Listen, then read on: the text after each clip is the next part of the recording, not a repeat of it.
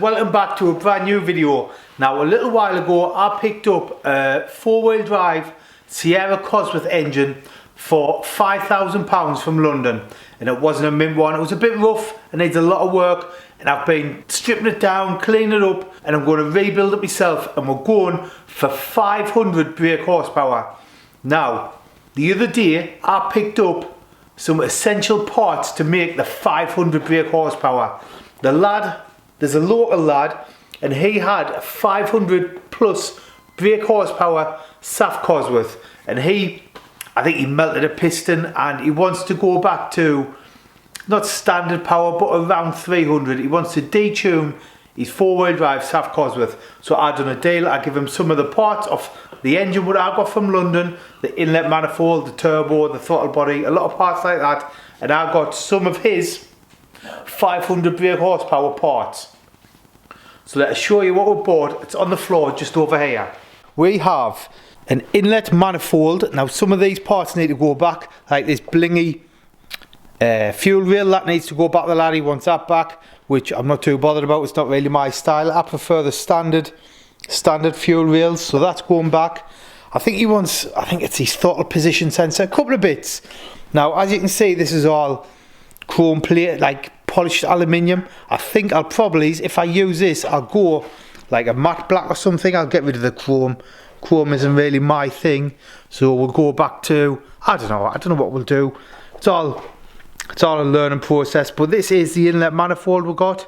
It's a lot wider than a standard one, and this gives a better airflow. Helps obviously produce the power, but it is all nice and clean. It's got some Bosch injectors there, and you can see that it's got the 4-wheel drive Cosworth fuel rail with all the aero equipped fittings on the end. This is going back to the lad, the fuel rail. Like I say, we won't be using that. We will be using a 4-wheel drive fuel rail, which hopefully will just bolt straight on here. It looks like it will. Doesn't look like there's any issues. It all lines up with the injectors, so that looks good. Apart from it being chrome, we'll go to matte black with that. So here we have the turbo with exhaust manifold. It's a 2-wheel drive exhaust manifold. The 2-wheel drive exhaust manifolds flow better than the 4-wheel drive exhaust manifolds. So for 500 brake, we've got the best manifold, and we've got a Pulsar turbo. It's a PTX 3076R. It's the Gen 2 with dual ceramic bearings. And here we have an external wastegate. And when you run an external wastegate, you have a couple of options. You could run a screamer pipe, which is what I'm going to do, or you would run the pipe into your exhaust, so you lose the screamer pipe. But I'm going to run a screamer pipe. This is going to be something a bit cool. I can't wait to get it up and running. But before we do, we're going to strip all this down, and we're going to clean all this manifold up. So that is the next job. We're going to crack the spanners out, and we're going to break all the exhaust manifold, all the turbo down, and clean it up. Because I'm not a buffy, but if I'm putting something on, I'm at least going to spend a bit of time making it look half decent. So let's get some spanners and get cracking. So for the first job, let's remove this fuel rail.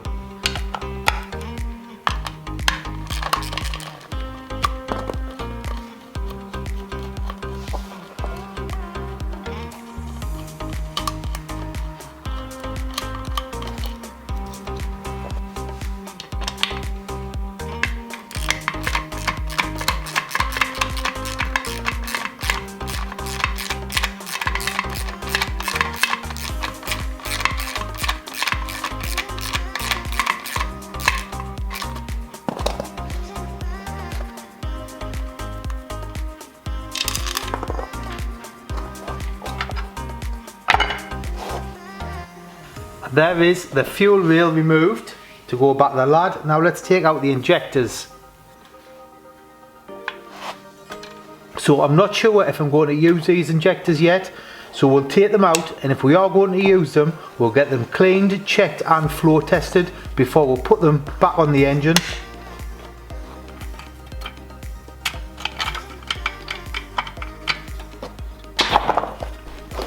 So next, let's strip the turbo, the external wastegate, and all the pipes we don't need off the exhaust manifold. So it looks like the external wastegate is held on with one nut and bolt.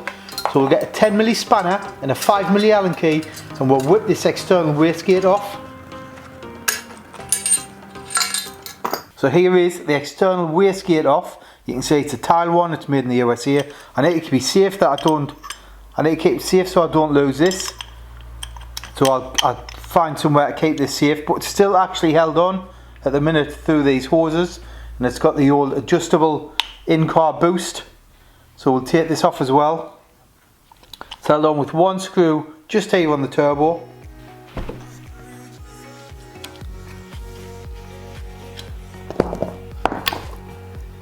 Next we'll take this turbo damper off, just like that. Next let's take the turbo off the manifold. Now I have noticed there is actually a bolt missing out of there, so we've got 3 nuts and bolts to undo. That one's even loose, look. You see? I haven't even touched that yet. So we'll just do that by hand.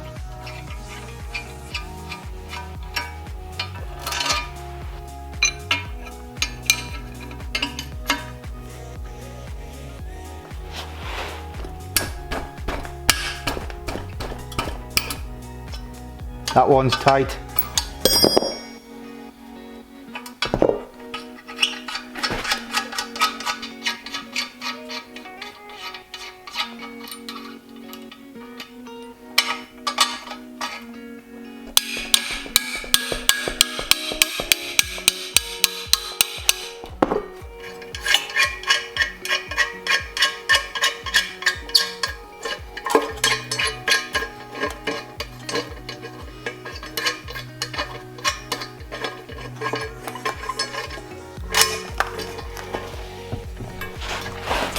Now if you've watched any of my videos before, you'll know I don't claim to be an expert, and to be honest, I've found these sensors in the exhaust manifold. I'm guessing they're exhaust gas temperature sensors, something I don't think I'll be using when I rebuild the engine, so I think I'll take these off and these will just end up going in the bin. I think it's just more to go wrong and more to cause headaches in the future. I would rather do without them, and we'll just plug the holes up where they came out.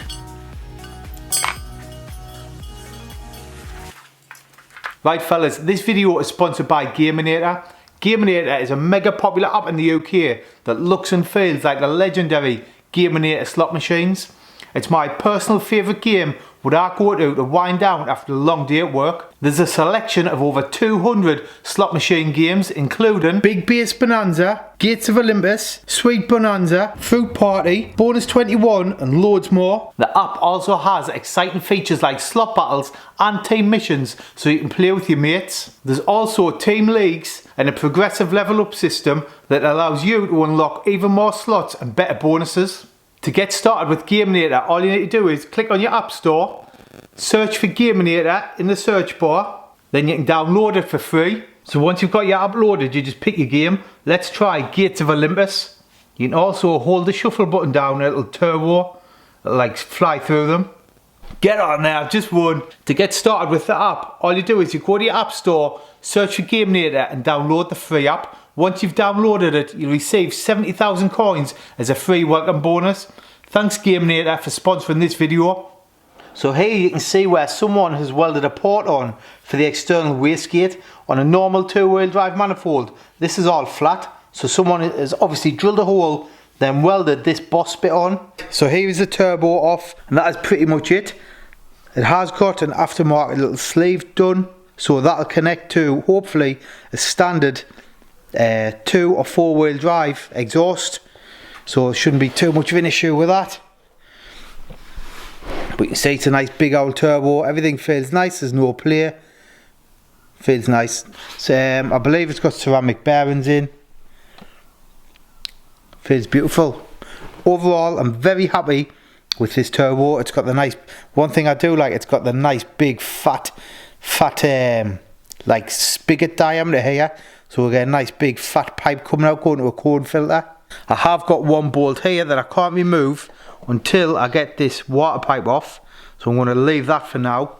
But overall, very happy fellas. Right fellas, so this is where we're up to. I've had this exhaust manifold sandblasted at work and a couple of problems have occurred. Can you see here? This was like a weld and the weld was like junky. You can see a bit of it there. I've tried to kind of smoothing it out, But the problem is, right, I've made myself some work, because when I've sanded it, like when I've tried to make the weld look better, I've actually took the weld away, and now you can't really see it, but that gap there goes through the other side. So what I'm going to try and do is I'm going to try and weld it, and hopefully it'll be alright. Now it is cast, so you can't just go straight at it with your welder. So what I'm going to do is I'm going to grind it. I'm going to do one side at a time. So what I'm going to do is I'm going to grind the groove in, weld it, then when it's cooled and sorted, I'll grind another groove in, like probably tomorrow, leave it, let it cool, whatever, weld it. Then once it's all sorted, I'll then grind another groove in, leave it, let it cool, sorted. Then I'll grind another groove. So it'll probably take about 4 days to weld all this up. So what I'm going to start by doing is I've got myself a new angle grinder. I did have an electric one, but the mate's a bit nervous. So I've got a battery one with that, put battery and I'll show you. This is a quick stop one, so when you see the brake, it's got a quick brake on it. So anyway, let's get my new grinder, we'll grind a groove in, then we'll heat it up and have a go at welding it. Now I could pay someone to weld this for us, but I would rather spend a bit of money on some tools and have a go myself than pay someone to do it. If it goes wrong, I can fix it later down the line. So with my new grinder, let's grind a groove in the exhaust manifold and we'll try and fill it with weld.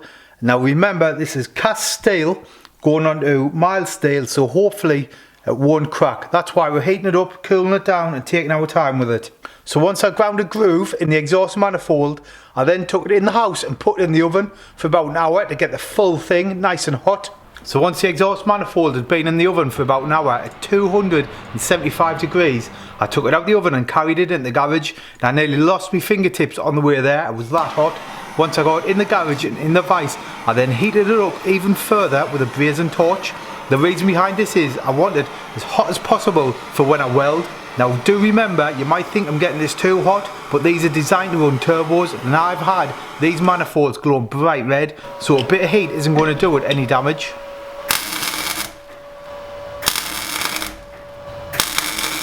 Once I'd welded the first side, I give it a quick grind back and put it in the oven.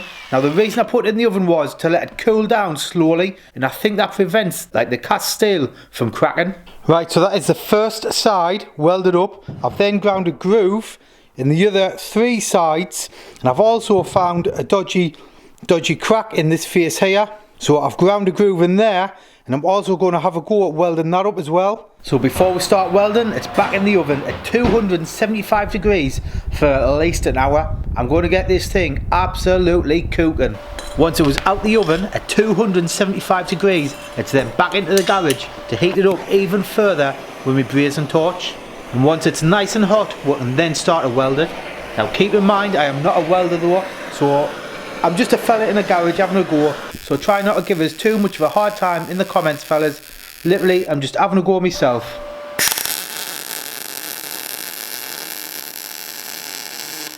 Same again, fellas. Once it was all welded up and looking somewhat pretty, it was then back into the oven for at least an hour to cool down. Let it cool down slowly to prevent the cracks. And there we have it, fellas. Like I say, I am not the best welder, but to me that looks like a decent enough weld that shouldn't crack and should do its job. But we're not finished yet. The next job is to get the faces nice and flat, because honestly they might look nice and pretty but they're not flat. So the first thing we're going to do is we're going to put it on this belt sander that's got a nice flat belt to get the faces nice and flat. Now it does leave a bit of a rough finish, so what I'm going to do is I'm going to colour the face in with a marker. Then I'm going to rub it on this granite table on a bit wet and dry to get the face absolutely perfectly smooth, perfectly flat, so when it goes together in the end, when we pull it out together, you shouldn't get any leaks and the gasket should seal absolutely perfectly. At least I hope it does. Now next, let's get the manifold painted, because we have cleaned it and welded it and it is looking a lot better, especially once it's been sandblasted. But before we can paint it, we need to mask it up, and if you've seen my videos before, you'll know I mask up slightly different. What I do is I put the masking tape on, then I rub the edges with the file and it tears the masking tape off, then you get a perfect edge for when you paint. But before we put any paint on, let's give it a clean with some panel wipe. And for the paint, we're going to use this high coat extreme heat matte black paint. Now fortunately, at the time of painting, my girlfriend wasn't in the house, so I was able to use my outdoor paint booth on a nice warm day, so the paint dried super fast. It was drying within 30 seconds of putting it on, at least it did look like it. But once I'd coated all these parts, I left them outside in the sun to bake overnight. Then by the next day they were perfectly cured, so let's get them back in the garage. Right, so these have had 24 hours to dry and they've came up absolutely spot on. So the next job is literally just to remove the masking tape what we put on to mask the faces up, just like that. I need to remove this bit of wire.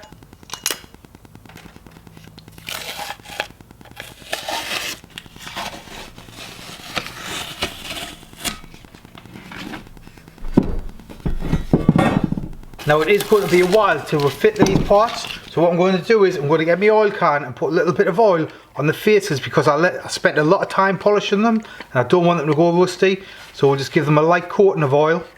This is just engine oil, normal engine oil. Now I have spent a lot of time prepping and cleaning these, and I've just got engine oil all over them, but that will sharp burn off once we get the engine running and the turbo gets up to heat. So to be honest, I'm not really that fussed, as long as it doesn't go rusty, and we'll keep it nice and clean. A bit more engine oil on here.